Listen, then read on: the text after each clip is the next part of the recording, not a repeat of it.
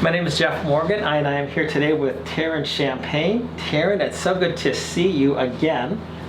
Of course, always. Yeah, Taran's been one of my good friends the last few years, and we were at a conference today for the freedom of information. So why don't you tell us a little bit about that? Because Taran is the guy that when I have questions, I go to him. But this was a great conference. So there is the Freedom of Information Foundation of Texas, and basically what this is a non-governmental entity which is dedicated to providing information to the public on how to get information from government agencies. Never forget that the government works for you. Right. So their information that they produce should be able to be accessed by the general public. Now, interestingly enough about this conference, Jeff and I were probably one of 2 out of maybe 3 private citizens attending this. Probably 2 out of 2. So the majority of the people attending were lawyers who specialize in public information requests and then journalists. Right. But they covered a lot of good information, and events like this are really key for anybody really trying to get a feel for how the government works and how to work with them and how to make them work for you. Right. And I know that you couldn't stay for the entire, you had to go back and forth a couple of times, and I got to be there for the whole thing, and I thought it was fascinating because there were some people that you would not have thought would have been so concerned about transparency of government that were up there speaking. For example, we had one representative, Joe Moody out of El Paso, and then also Senator Judith Zaffirini, and they were very much talking about how we need to have open government. Joseph Moody was saying that without transparency, you don't have trust, and our government thrives on trust. Now, you missed that part. And but that was really fascinating to me that here we have two, and this is not just a Republican issue or a Democratic issue. This is a bipartisan issue. Every party should be involved in this. The idea about our government works for us and that we own the information. The government owns, we have freedom of access to it. But anyway, I thought it was quite interesting to see that there were 2 people that politically I may not be aligned with, but I was in complete sync with them on what they were saying.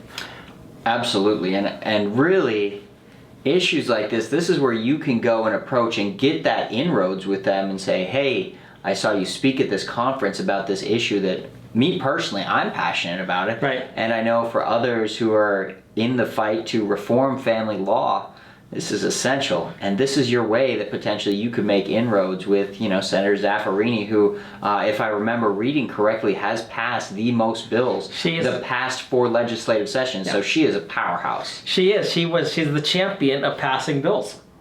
That's what they said. The last 4 sessions. I didn't know that either. So, but one thing that they were talking about, they talked about COVID deaths in nursing homes. They talked about police, some things dealing with the police force. They talked about people in custody. But one of the questions I asked Representative Moody, I said, this is great that you're doing these things, but I would love to see if you would expand the things to include the courts. Because as we know, many times the courts are not as open and as transparent as they should be. And Representative Moody said, that sounds like a great idea. I know you missed that part, but any comments on that? Would that be a surprise to you to hear him say that? I mean, surprise or not, it excites me. Right. And it sounds like I need to reach out to Representative Moody. Right. And let him know that I saw this, and I'm certain lots of other people who have been involved, and maybe your court hearing was shut down by a tyrant judge god. And are you speaking about something from first-hand experience? I am, but for focusing on this, for example, if a judge has shut down your hearing to the public, we absolutely need to be talking to Representative Joe Moody and letting him know that this is something we're passionate about. Right. And it's not just an isolated incident. It's happening all across Texas. Yeah, and one of the things that Representative Moody said was that where he's from, there is a courthouse, I believe, and I think if I got him correctly, he said there were like 12 levels, and depending upon which level you got off on and which courtroom you entered, you almost knew the outcome in advance. So how is that for due process? Huh? I mean, I've got the data. I have provided the data to a lot of people. Family court is like that. Yeah. 91% of the non-custodial parents in Texas are men. That's you're going in there, you already know, anybody going in should already know the odds. Yeah. And that comes directly from the Office of the Attorney General. which is the focus of this talk, public Right. information request. So I think that segs real well in kind of how anybody who's watching this can go about and start requesting public information. Yeah. And the other thing that I saw, Taran, is that there were attorneys that were our allies. And that kind of surprised me a little bit, only because we've dealt so much with the Family Law Foundation, family law members.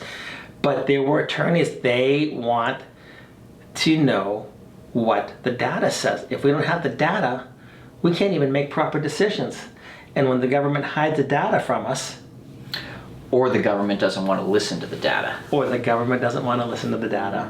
But I mean, what were your thoughts? Because you heard some of the people speak, and I was very happy to see that. So I think that speaks to the quality of most family law attorneys, right? They're not interested in following the Constitution. They're interested in, as our good friend Brandon Johnson always says, controversy. Right. So they're about generating controversy. They're Right. not about creating solutions. I mean, Right. if you were paid $525 an hour, you'd probably drag the process out a long time too. We could talk about the $525 an hour later. but Yeah, absolutely. If you are incentivized to draw out conflict, then you have no interest in following any sort of guidelines. But Yeah. these attorneys, they're on the good side. They want the Yeah. information out there. They Yeah. want laws followed and rules made to follow those laws, and expanding the public's ability to have access to everything. Yeah. These are our allies. Yeah. And we also spoke with some journalists too. And sometimes, I think I asked one journalist if he was kind of like a muckraker or something like that. And, But, they also want to look at the data so that they can accurately report. And as we talked with a couple of journalists, I thought, again, there are more allies out there that we could tap into. What are your thoughts? So definitely. So there are, and I learned today, there's a local investigative journalist team called the Austin Bulldog. Mm-hmm. I guess they're like two people and they operate, and I'll be following up with them because what is happening in our courts affects your locality. Right. And we have a hard enough time getting somebody to help us. Right. So I think it would be great if across the state people could start delivering these stories Yeah.